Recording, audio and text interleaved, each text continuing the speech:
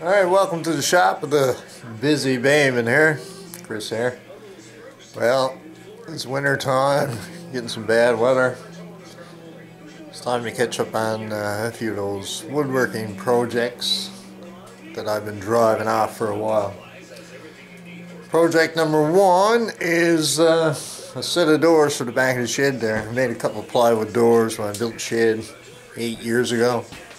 And they're gone, beat to pieces. Skidoos, bikes, and everything on there and run into them anyway. So you can see those two big 8-foot doors there in the back. Yeah, I'm going to replace 2 of those. And I already got one made. There it is. It's 4x8 door. Made from 1.5 inches by, I think it was 11 styles, and same for the rails, and the panels are 1 inch by 9, I believe. Alright, so one done, and I'm getting ready now I got everything cut to rough length. I usually cut everything about 5 inches over and then run it to the jointer, make sure all the edges are nice and square to the face, especially for the panel. See one down there now. Work on the other one. This is lumber I sawed myself there to fall with the bandsaw. Alright. It's a pretty easy door to make, and I must say they're pretty strong. I'll give you a glimpse at the back there now. There's no fancy joint work. The only thing I used is joints are all biscuit jointed and they're reinforced on the back. The panel floats. I'll show you. It's easier for me to show you guys. You can see it here. It's reinforcing on the back there, and that holds the panel in also. Pretty easy door to make. Makes a really strong door.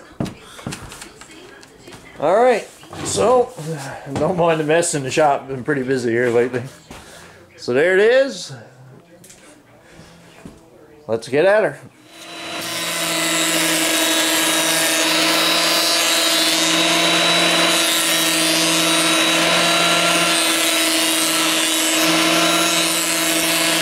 There it is. This is the panel. All jointed. Jointer does a nice job, eh? Alright. Let's do the styles and rails.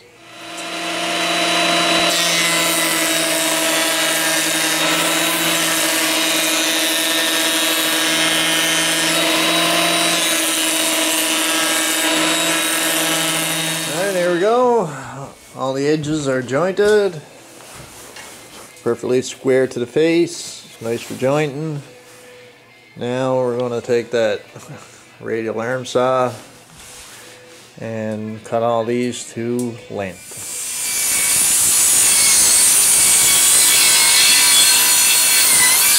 These are cut to the appropriate length, except for the panel, and we're going to put that to hole and trace it out and cut it after, make sure it fits the hole.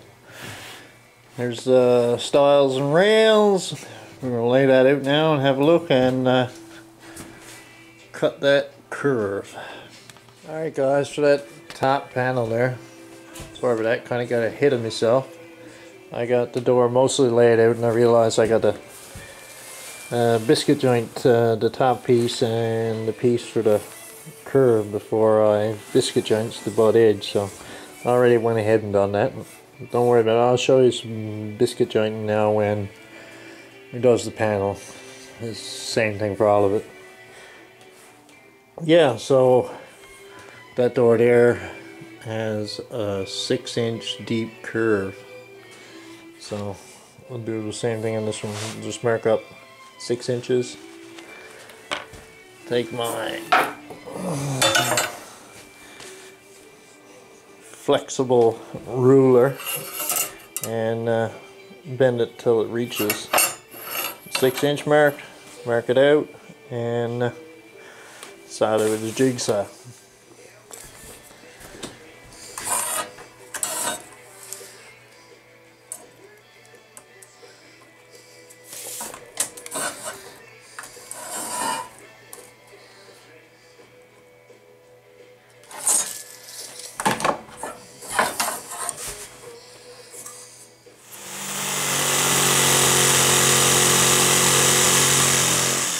Alright guys, that's the door laid out. We just got the panel left to do. Biscuit joint these corners. Clamp it up for a little while. I gotta clean up this joint here a little bit. Nice open a little bit. There's that arch. I cleaned that up now with the belt sander. And then we'll make the panel.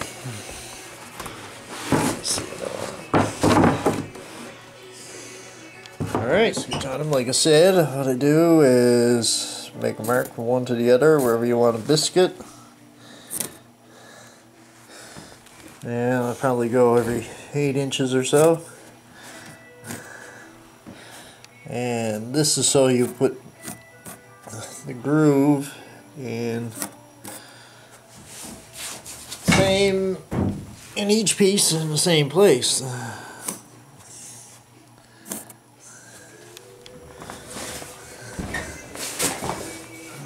Jeez, stuff in the way. There, one there.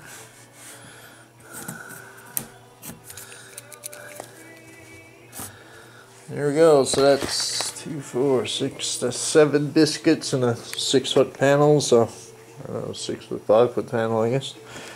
Well, yeah, another quick little tip here, guys. I don't have any clamps over 4 feet, so this is what I do here. This is just a strip of wood with a block screwed on the bottom the width you want, and I use a wedge. There's a block like that on each side. You see the other one over there. And just lay it down over and pound in your wedge, and that holds it together pretty clean until the glue sets with the biscuits. Anyway, that's good then. Alright, so now I'll get the biscuit joiner and cut all those notches, and I'll glue up that panel and clamp it.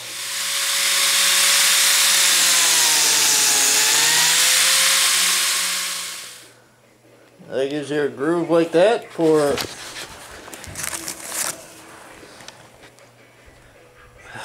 20 gauge biscuit. I think these made out of beechwood. They swell up when they get wet with glue.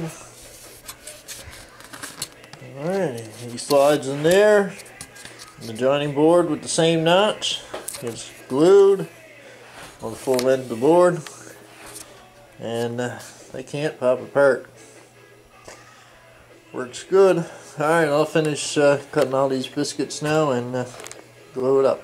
Always for indoor applications and outside, that's French. I always use the outdoor LePage wood glue. This stuff is awesome. It's wicked. I've been using this a long time. Don't buy the yellow glue or the Gorilla, it's just too expensive. Anyway, an all around glue. It's cheap and it works good. Alright, here we go. I get to line these together with those corresponding marks that I made. Each one. Alright, and I'll put down the camera.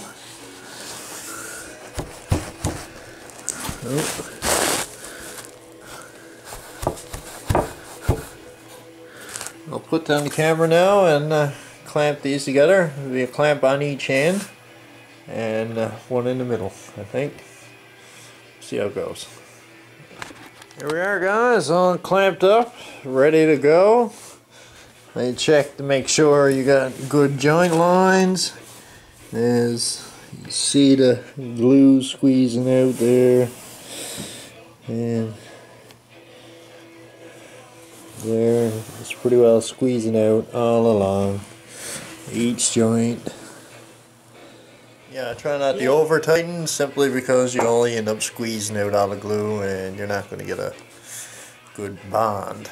Anyway, another thing I like to do is I'll always, when I'm clamping on wide panels, I'll always put a clamp a straight edge along the end, and that'll keep the panel straight and prevent it from cupping, because clamps will want to cup it. I'm going to leave this setting to dry, both the door and the panel, for about, I don't know, 8-12 hours. Tomorrow morning I'll come out here now and I'll lodge the panel over that hole, cut it to size, and finish up the door. Alright, see you tomorrow morning. Alright, here we go. All the clamps are off. I did mess up a little bit because I glued up these 3 boards and they're about 2 inches too narrow, so I'm just going to add a strip to the other side. I'm going to crawl up and under now and trace out that panel, cut it to shape, and we'll finish off the door. Alright, I'm just going to take my circular saw and trim off that panel. I'll take the circular saw and roughly cut that curve, and I'll clean it up with the belt sander. That's the best way I found. Jigsaw's okay, but a lot of times it doesn't cut straight, so unless you got a real good one. Alright, here we go.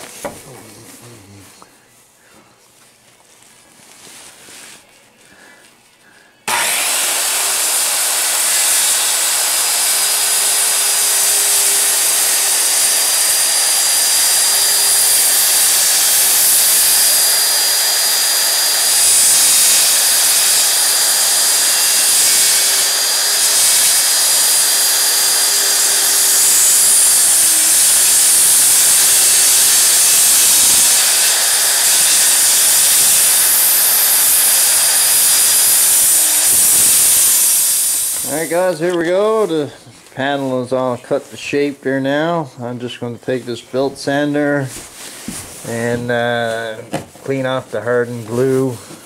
And the only reason I clean that off is because it doesn't take the stain. So, alright, we'll go ahead and do that now.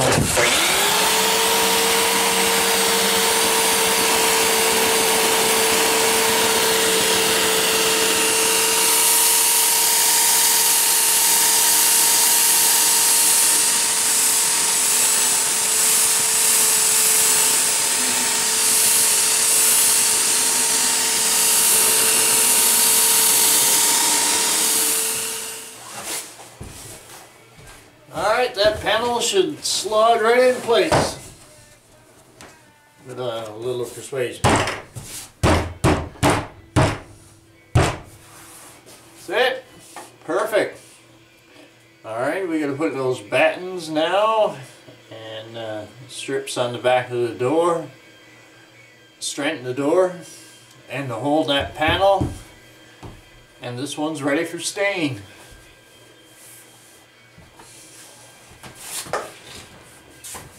Now we're looking at the back of the door. The panel is flush to the inside of the door. We got one job left, or 2 really. We got to put a brace across here, and a brace across the bottom, and 2 vertical ones. But the 2 top one, or the top and the bottom one, we'll let come over within an inch and a half of the edge, and that'll give the door horizontal rigidity. You can see the door, it's got a nice bit of flex in it now, that'll take it out. And this panel is not getting glued in. These strips are, these lats are going to overlap about 1.5 to 2 inches, and the panel is going to get screwed all around to those strips.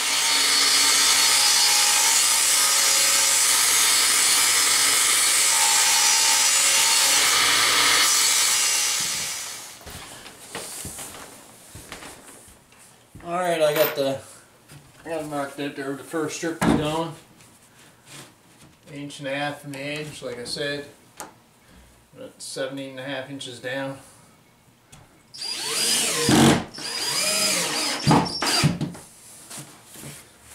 That's one.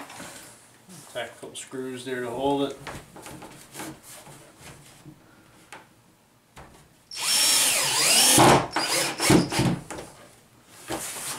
That's good. Yeah, using these green anodized decking screws. Find these a bit better, they don't rust as fast. There we go guys, all the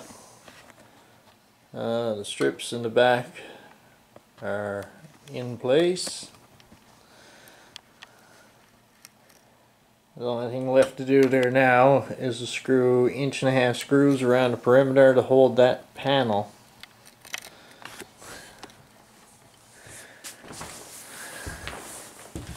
The panel is 1 inch. The backers are 1 inch, so some 1.5 screws. Screw that panel in place, and we're ready to turn it around and get on a lick of stain. Now, there's no stain and no sanding, very little sanding done on the door. Only way you see me do with the belt sander, and that was just to sand off the excess glue because it doesn't take stain. I tried to leave these as rough. I mean, they're pretty smooth. Everything is dressed with the planer. But I'm going to try to leave them as rough as I can so stain will stay on longer. That means less paint.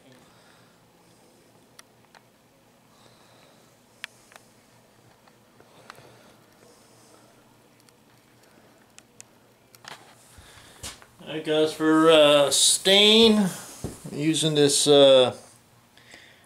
Minwax wood finish. This is a special walnut oil base. Found this about a while ago. I had a bunch of this still kicking around. I bought the works. Anyway, it's real hard to find now. Everything's got acrylic, urethane, and water base, and I'm not a big fan. This stuff stands up wicked. And as for application on the door, I'm just taking this 3-inch brush and smothering it on there, whatever I can get. I'm going to let it sit for an hour, and I'll wipe off the excess with a rag.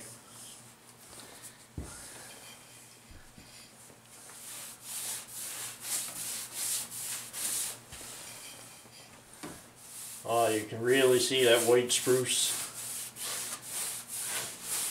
All the features. I didn't do any sanding because I want to see the odd saw mark and planer mark and knife mark. That's the look I'm after. So, alright, I'll finish this now and we'll have a look when it's done. There we have it guys, finished door.